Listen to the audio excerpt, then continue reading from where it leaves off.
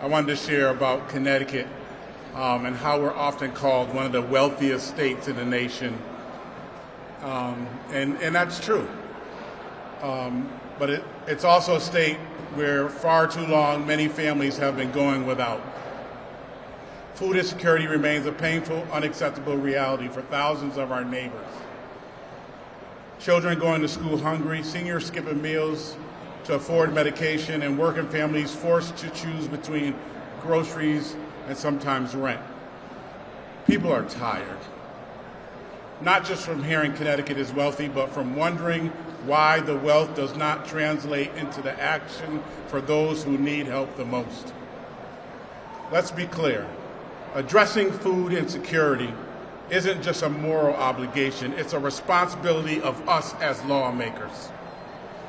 We, the legislators, stand before you where we put here by the people to deliver more than just speeches. We were elected to make real, lasting change. That means moving in and beyond temporary fixes and patchwork programs. It means choosing to invest in strong, sustainable solutions that put healthy food in homes, meals on the tables, and dignity in the lives of those we serve. This is not a moment for silence or sidestepping. It's a moment to act. I stand here along with many of my colleagues committed to fighting food insecurity head on.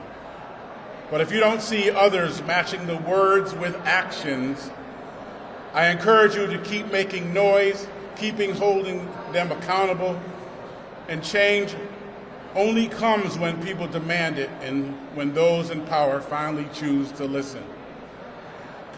We see you and we hear you.